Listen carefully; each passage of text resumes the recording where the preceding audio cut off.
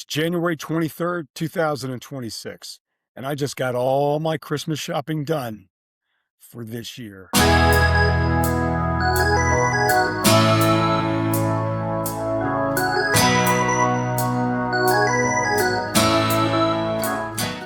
Mac Engel, Fort Worth Star Telegram, Engel Angle podcast here in the Sunset Lounge. Thanks for joining me.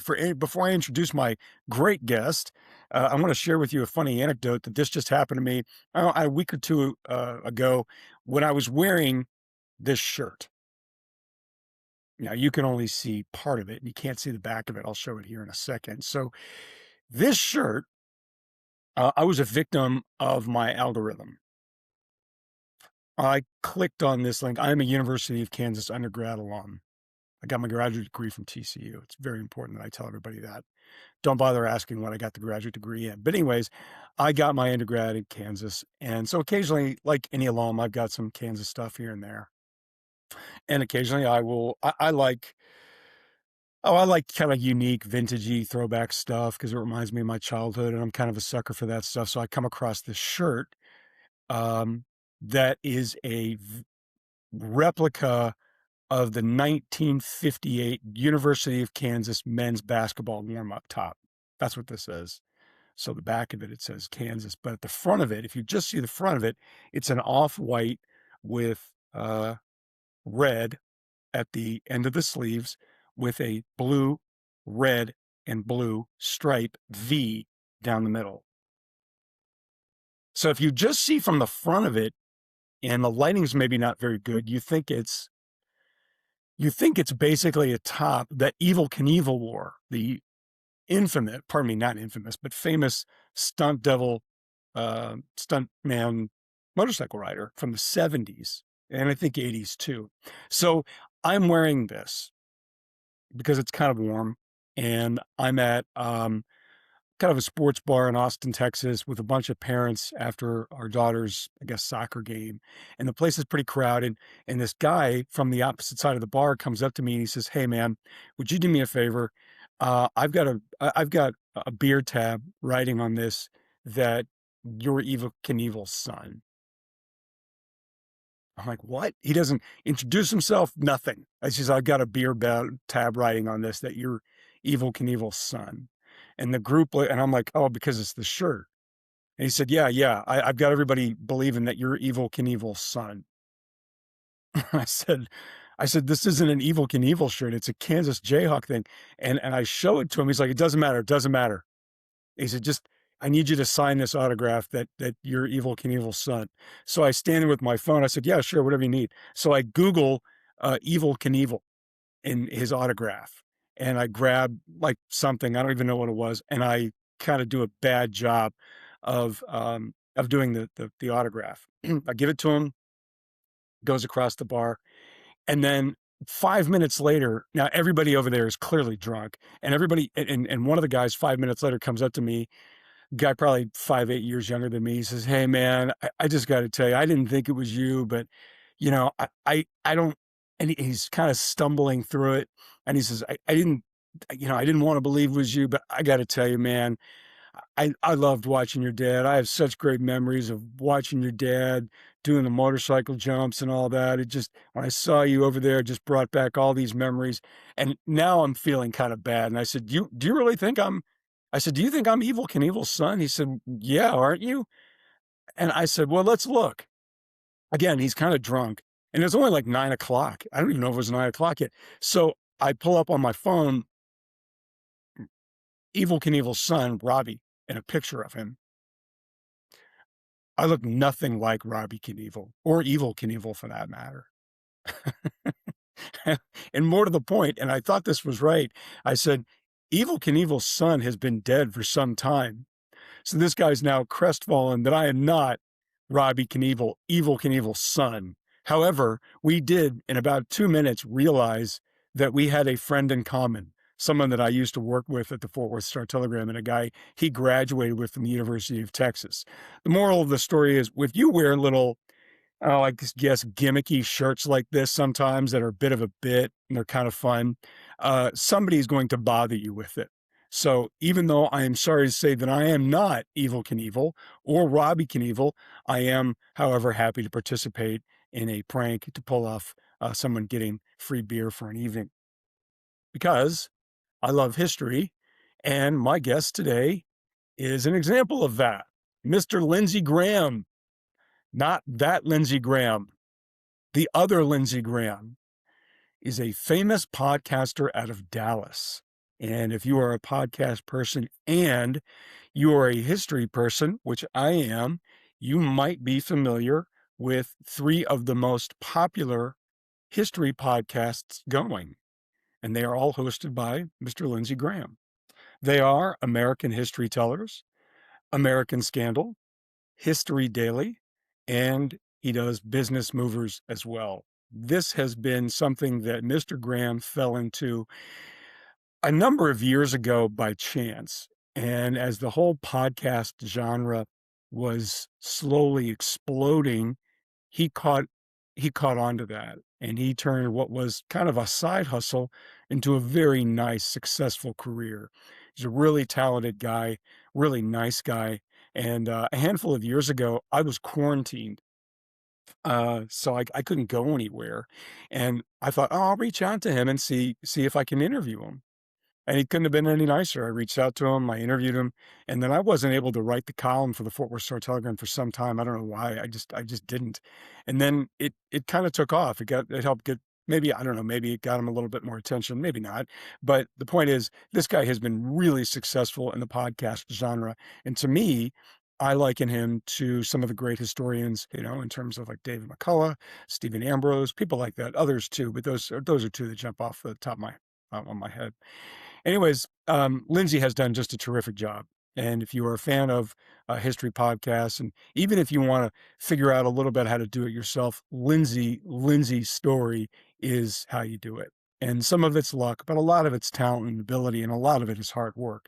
But since then, he's gone to develop all these very successful podcasts, and now he's going to go on the road. On March 6th, he will go on the road for his first of what will be many live shows of Days That Made America. This is going to be a live show, in this case, March 6th at the Granada Theater in Dallas, Texas. You can find more information about this at historydaily.live, or go to his website, lindsaygraham.com. That's LindsayGraham.com. That's Days That Made America. It's March 6th, Granada Theater. Future shows include dates not set, but locations: Washington, D.C., Philadelphia, and New York City.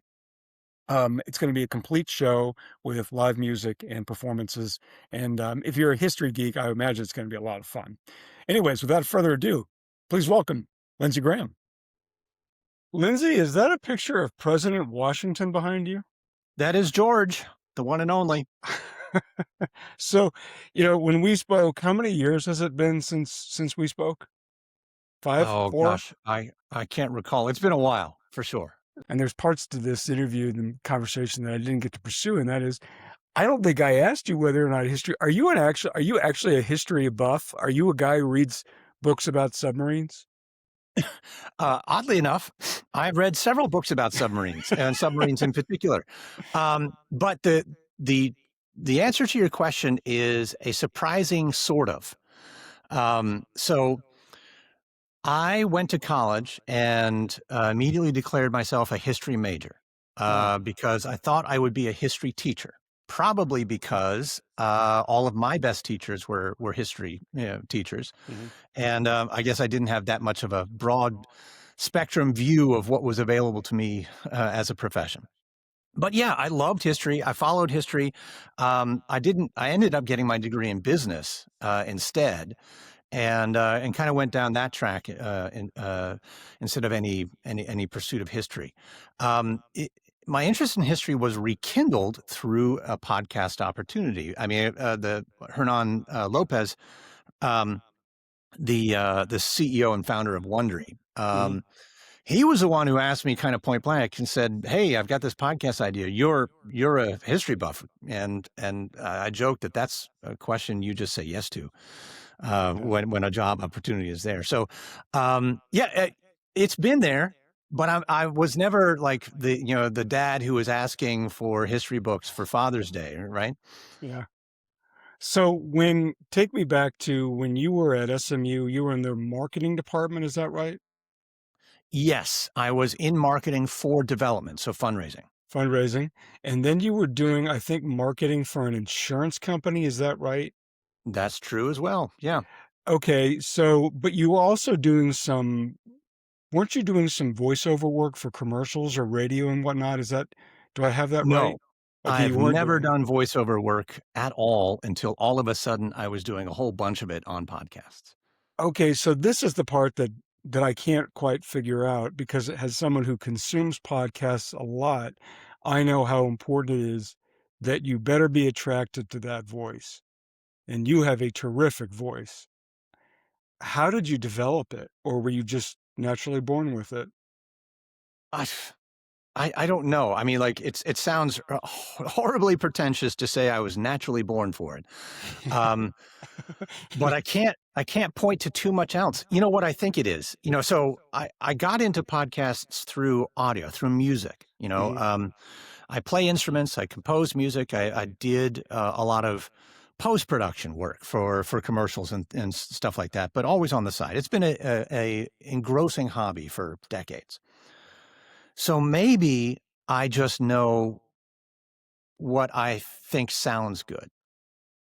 And after all of these years of listening to things critically, other people playing music, myself playing music, and maybe I just have a critical ear for what sounds good. I think the timbre of my voice, that's certainly something I've just been born with. It is pleasant, but I've never been taught anything, breath control or anything else. I probably desperately need some formal training, but yeah, it's all been kind of just guessing and listening. Did you ever go back when you were starting out at this and force yourself to listen to yourself as a means of improvement?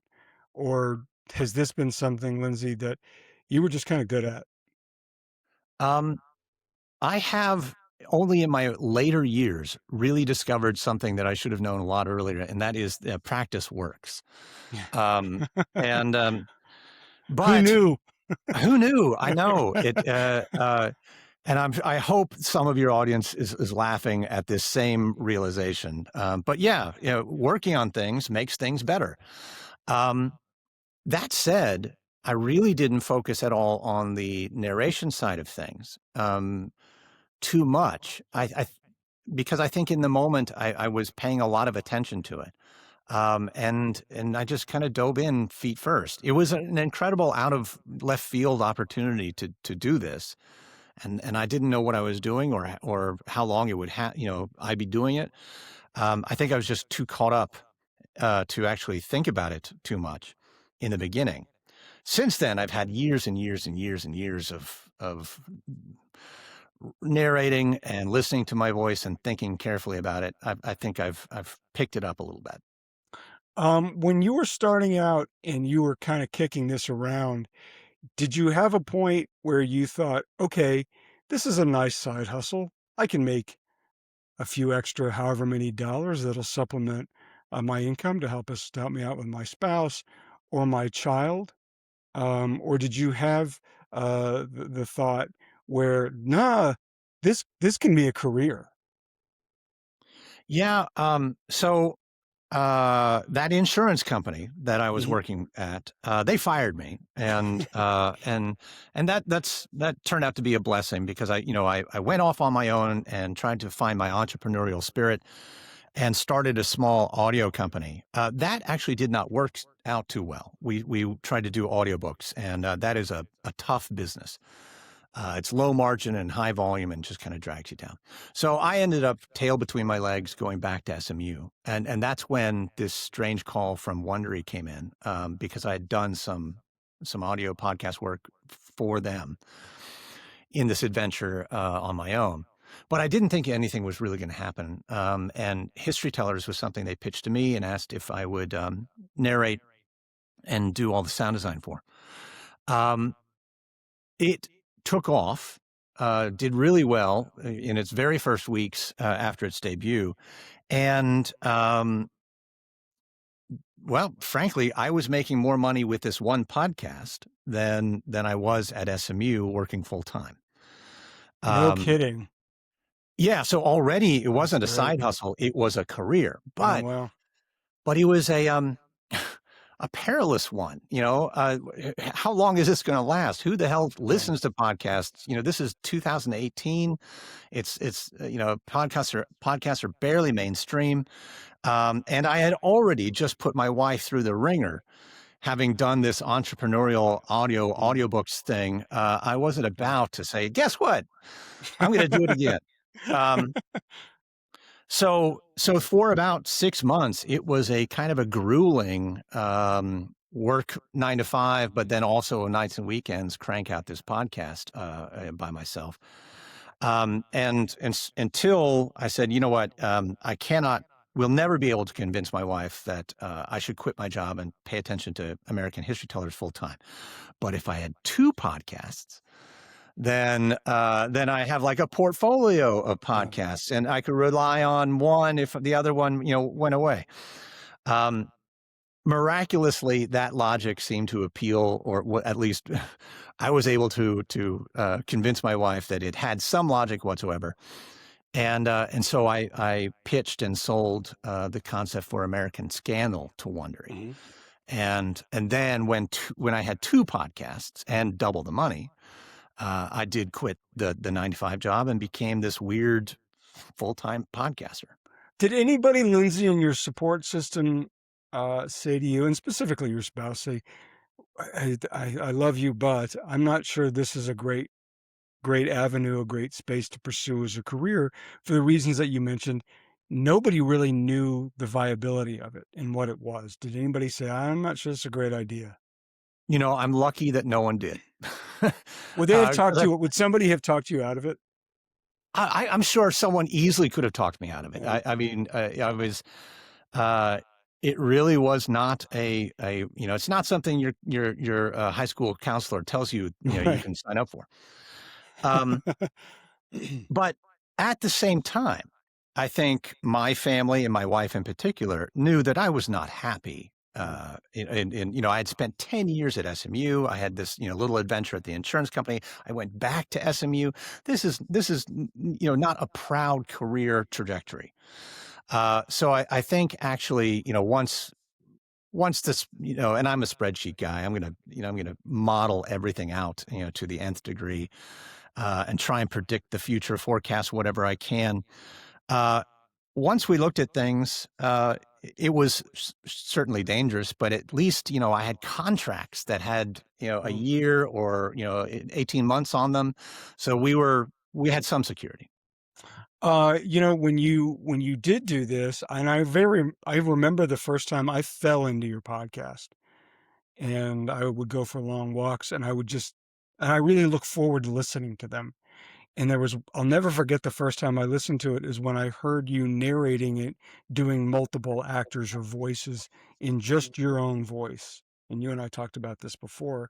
And that one kind of took me a second to get my head around, but I quickly embraced it. And I was like, oh, this is a good idea. It really works because of your voice. Was that your idea to be the single voice to multiple people in those podcasts? Or did somebody else say, hey, Lindsay, why don't you give this a shot? No, it was not my idea. I thought like you when I first heard it, it was weird. Mhm. Uh, Weird, but not bad, not bad. Yeah, well, I've come around to it. No, that was again Hernan's idea. When he was first imagining the show, he had had some success with another history show called Tides of History, Mhm. and had some success with a series of shows uh, titled Behind Star Wars or Behind the Poltergeist. It was, you know, Hollywood stories, and it was those that had a similar formula in which there's a single narrator that kind of reenacts these kind of moments. So he was taking that formula and applying it to the genre of history and expecting me to do all, to be able to pull it off. I have no voice experience, no acting experience. Mhm. It was absolutely terrifying. And I think actually because I was so frightened of the expectations that it works because I don't try to act. I Mhm. don't put on voices. I don't try to impersonate Richard Nixon or whoever it might be. In fact, it's more akin to an audiobook or even better, a bedtime story. Like it's just your Yeah. parent reading you a book, telling you that he says this, she says this, and the voice isn't so different, but there are little things, little small modulations, pitch and pace, and being aware of which character has more power in the interaction that you can try and differentiate, who's talking.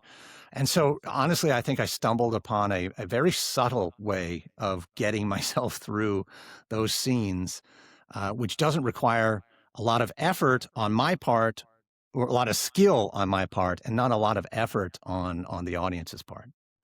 Once and at some point, you started to include other actors in the storytelling, and I don't know which ones. I'd be lying if I said, "I remember this, I remember this one," but you did include other actors. Why'd you decide to do that? Not that it was bad, I just if it had you had something that worked, and then you decide, "Let's do this." What was the decision making to include other voices in the storytelling? I think if you went back and kind of noted which stories we were telling, you would realize that the ones in which actors are used are very specific populations of people. These are stories that belong to certain groups, and it was Mhm. Wondery's decision to include those actors of those heritages to tell their stories. So if it's a very particular African American slave story, then we'll hire African American actors to tell those to narrate or rather to be those voices. The American Filipino War was another one. Native Americans. So it's really an effort to be inclusive of those voices. It doesn't happen all the time, and it doesn't happen every instance in which a minority of any sort is appears in the stories. I have played 4-year-olds and old women and plenty of men of all sorts of races and creeds. It's just when there's a particular story and a preponderance of I guess point of view. So when I listened to these, I thought, well, obviously there's a lot of detail that goes into this in terms of not just the production, but the writing.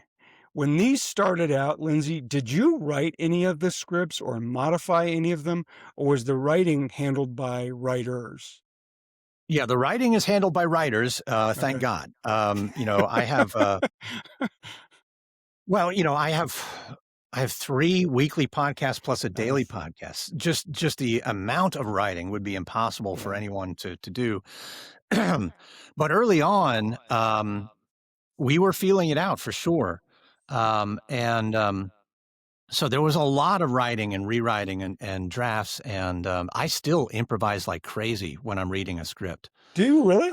Oh yeah, Oh, I wouldn't have guessed especially in the that. scenes. Okay. Well, no, I am the first person on the planet to ever hear these words in the air, Mhm. right? So it's my job as I guess the first listener to make sure that they actually make sense in the air. I mean, what's on the page does not always translate to something out of the mouth. Right. So lots of alterations will happen. It's rare now that big structural changes are made, but sometimes, like just the other day, I was doing a History Tellers episode, and I kind of decided that the back 2 paragraphs of Act Two really need to be the start of Act Three, and so we'll move it around. Are any of these stories or shows that you've done, have they been topics that you said, "I wanna do that one. I wanna do Spiro Agnew's, Fall from Grace," as a potential presidential candidate, or I want to do something about the Civil War, or have they all come from other people, or even listeners? Because I remember one time, I think on Twitter or something, I sent you an email. I said, do this one. And I had not interviewed you yet, but have any of them come from you and said, that's a subject that interests me, let's do that one? Well, sure. Yeah, a lot of them. I'm trying to remember which ones. I know for sure the first series of both podcasts, American Scandal and American History Tellers, were my suggestions. Actually, that's not quite true.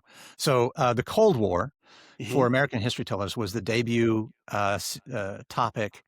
And I don't know if you remember, but it was early years of the first Trump administration, and he was rattling sabers with both Russia and North Korea. Yeah. It was this kind of perilous nuclear moment. And I thought, maybe we need to remind America that nukes are bad, and and that we had this Cold War tension, for decades. So that was the topic of History Teller's first topic. I wanted to debut American Scandal with Iran-Contra. That was a good one. And we did it, but it turned out to be the third season of that show. Gosh, I've done so many, it's hard for me to keep track of. But yeah, I make suggestions all the time. So do listeners.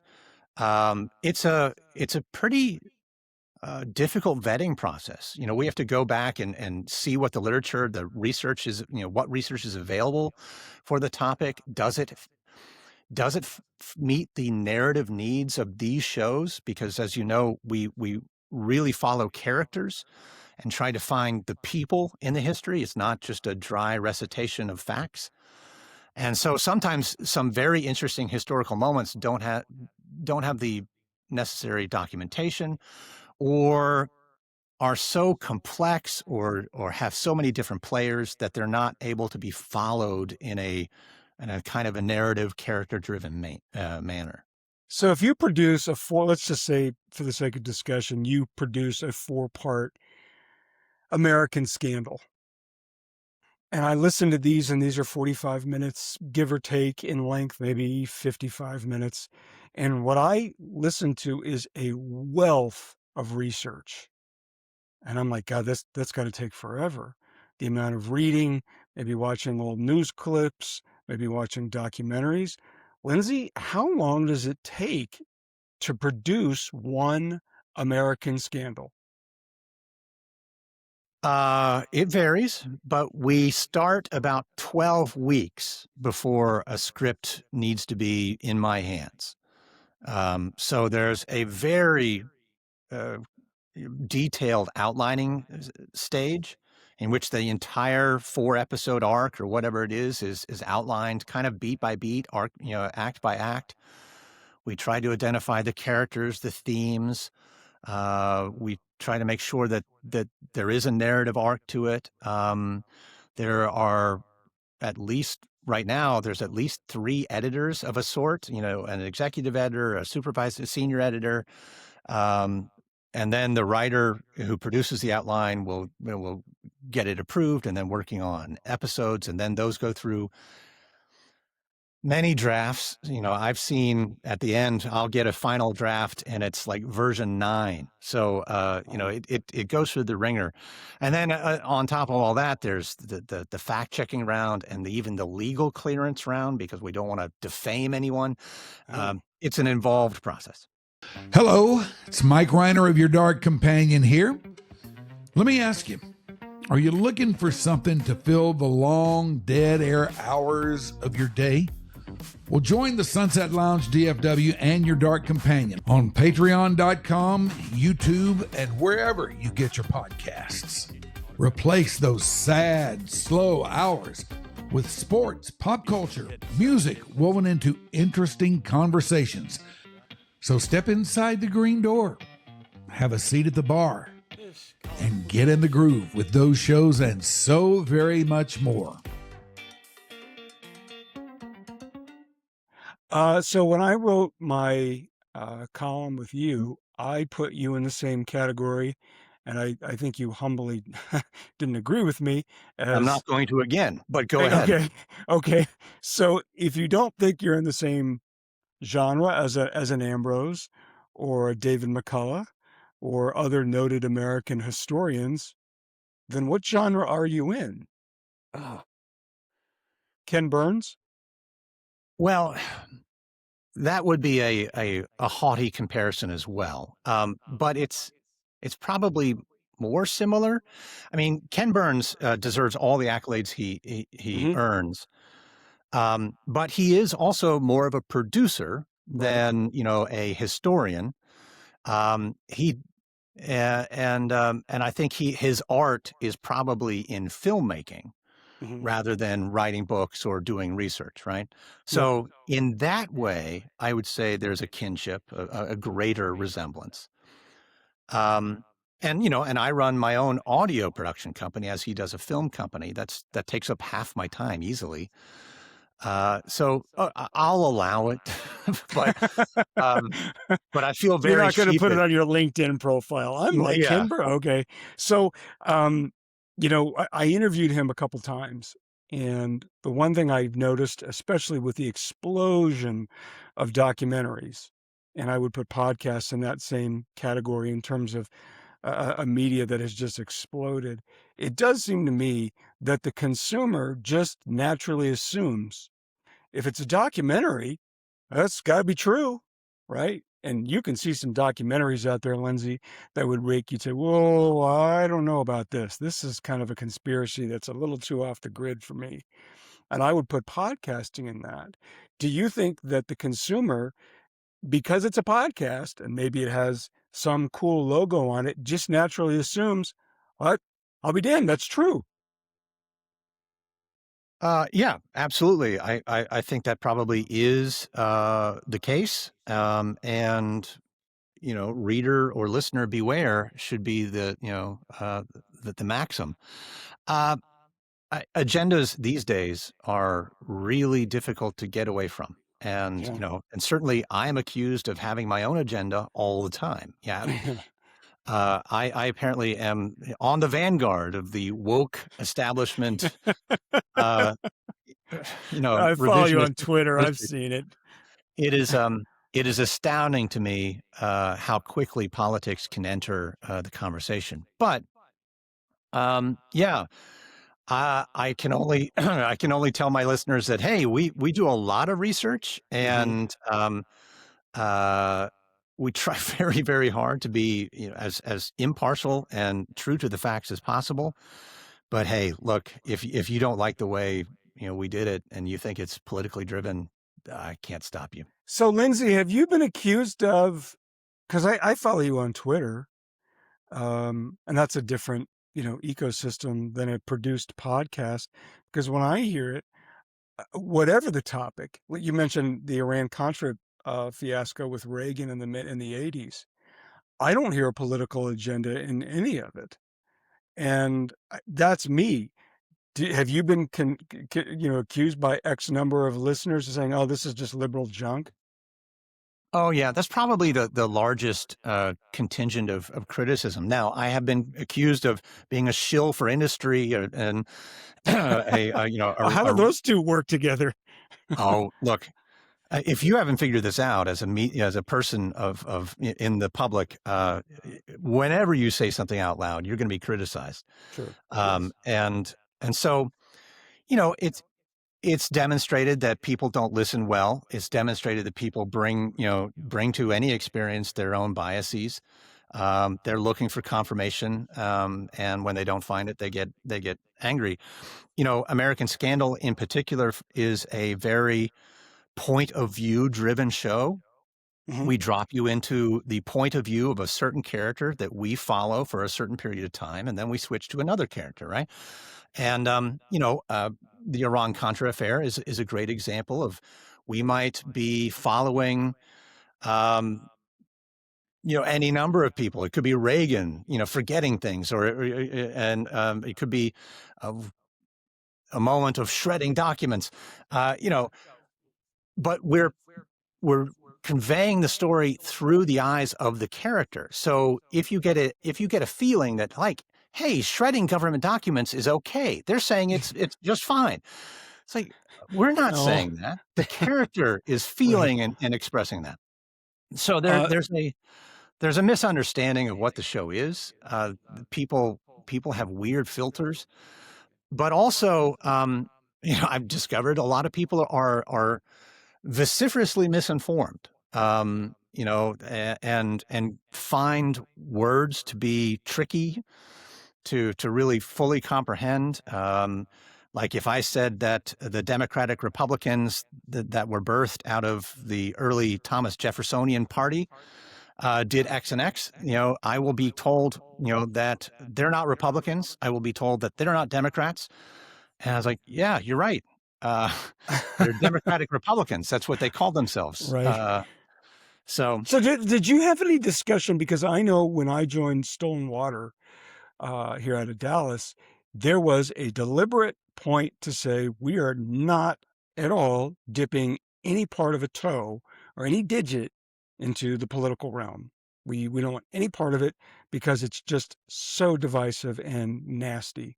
When you've had discussions with producers, writers, bosses, whomever, have all of you guys saying we don't, because it doesn't seem that you do, other than to make parallels to present day. It seems like you guys go out of your way not to touch anything that's a really divisive hot button topic right now, no, other than to yeah. make parallels. Well, and we don't even deliberately make parallels. I mean, there's certain things like, I'm finishing up a series on the Carter presidency, and there's obvious reasons why we chose that. Yeah, Jimmy right. Carter just passed, right? Yep.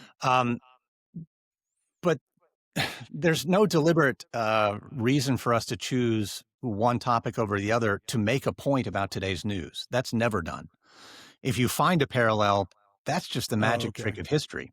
Okay. You're always going to find a parallel. Yeah. As for our political affiliation, we don't editorialize.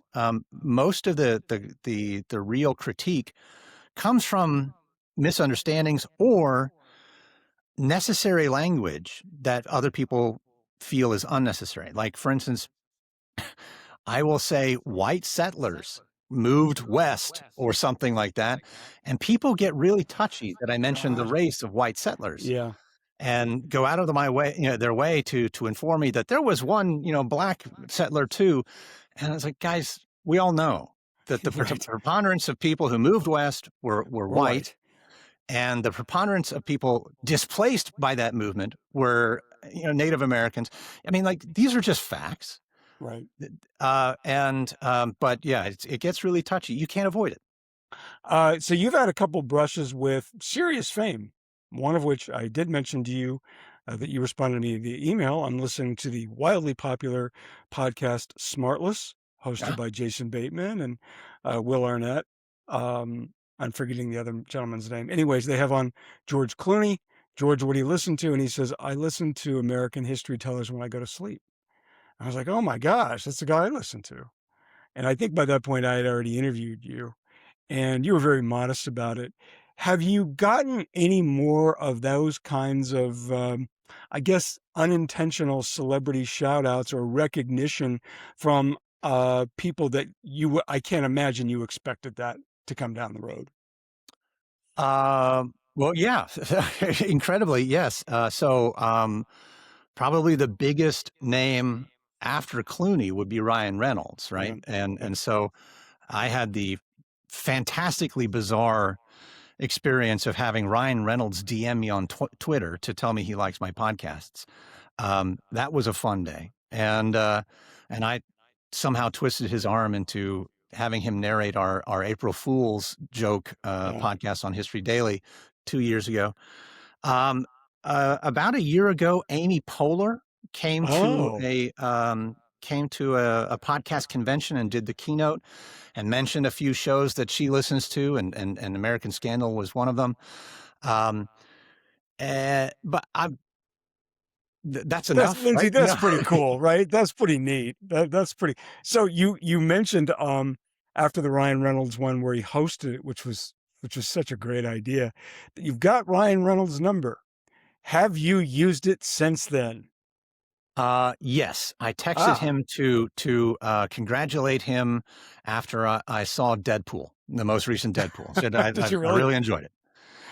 Is there anybody else that you want? Because you've got some you got some cachet now.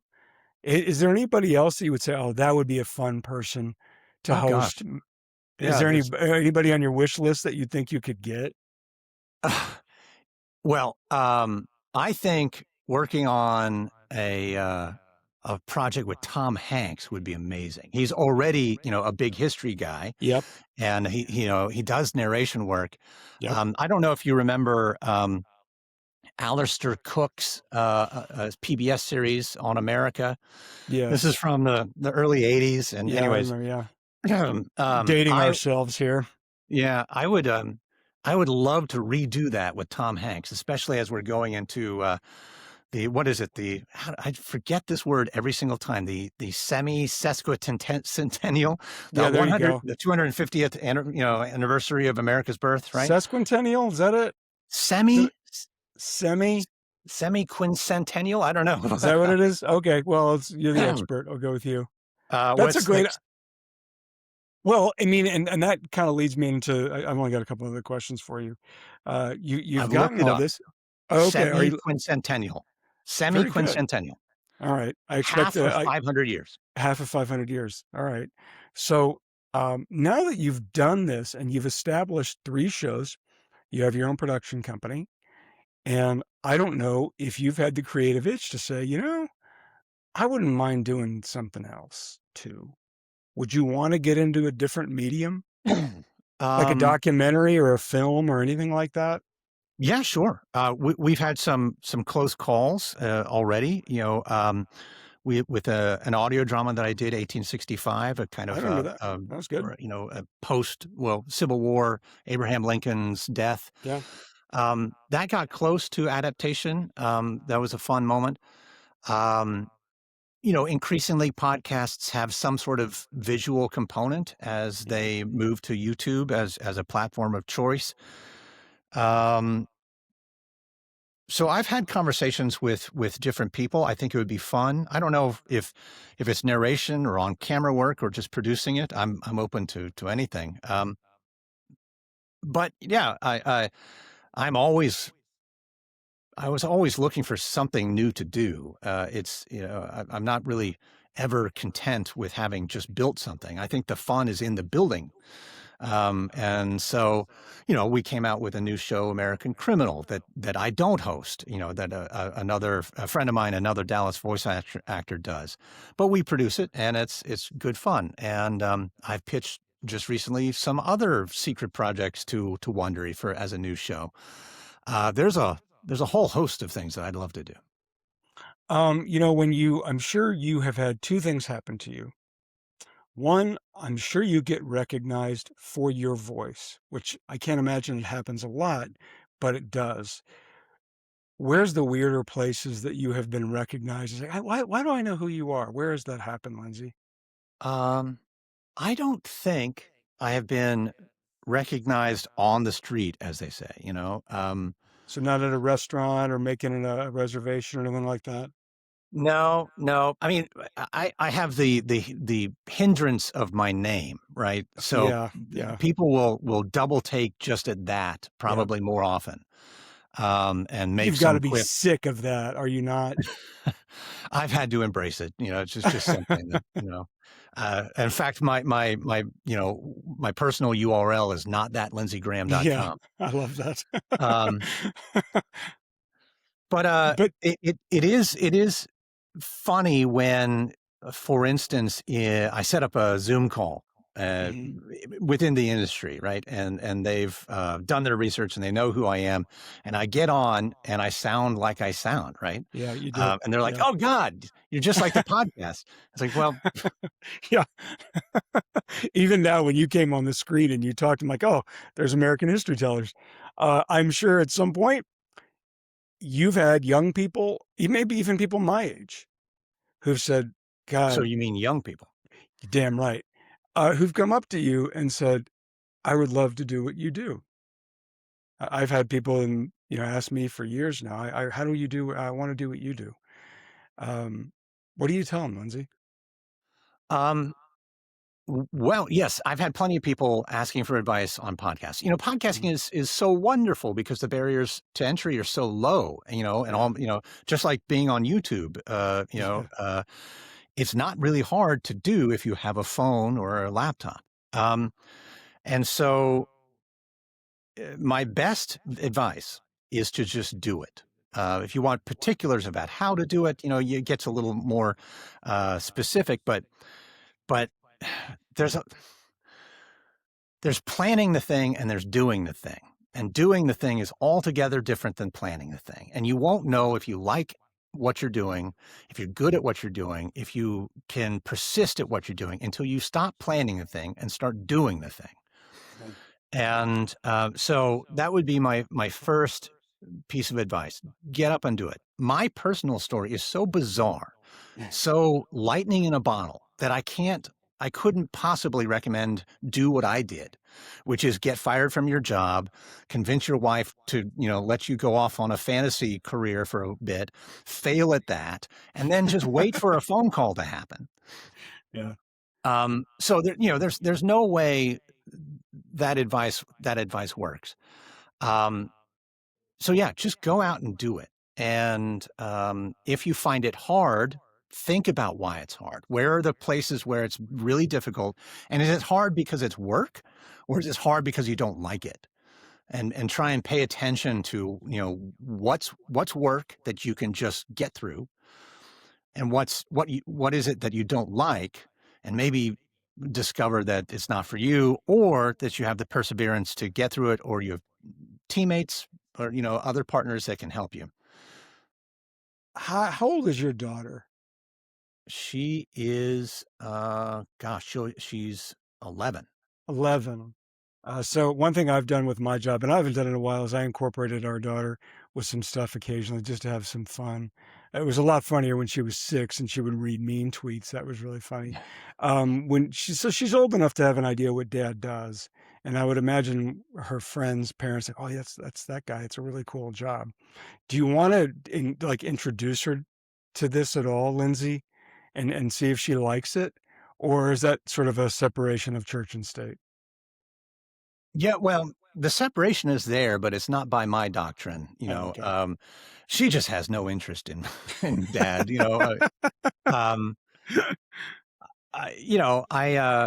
She absolutely has an understanding of what I do. There's been, she went to a little a week kind of nature camp last year, and it turns out one of the counselors is a big fan of mine, and by accident discovered that my daughter, is my daughter. So that was kind of a cool moment for her. She, some sort of secondhand celebrity, but yeah, she doesn't listen to podcasts and doesn't really care about history so much. I mean, she's an 11-year-old girl. Yeah. Right. But yeah, I mean, if she gets older, I've left a piano around the house. My guitars are available for her to grab. If she wants it, it's there. So I was looking this up. How many seasons do you think you've done of American History Tellers? Don't look it up. I know. I'm trying to think. Over 70. 81. How many episodes do you think that is? That would be 350, I guess. 385. And that's just one show. That's not American History Daily. That's not American Scandal. It is incredible, the work that you've put together. And not only that, is how good it is. I'm not saying that for any other reason than as a consumer, we all consume a lot. And in this day and age, it's really tough to stand out. You stand out. I look forward to walking my dog, putting my headsets on to listen to whatever the latest it is that you're doing. And I'm not sure it's the healthiest thing. I even asked my doctor about this. I will put in a headset. It's an earbud.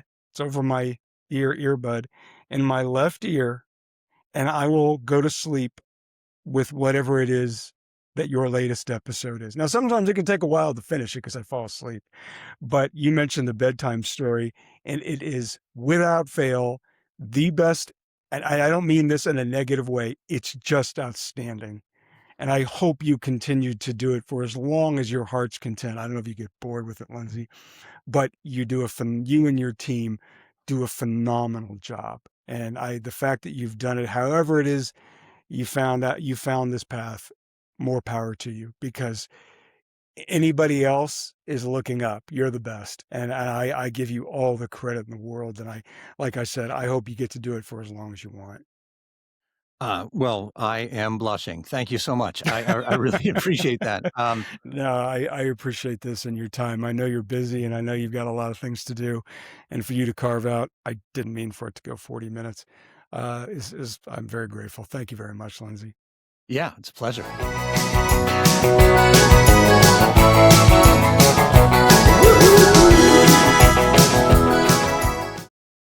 This is a Stolen Water Media production.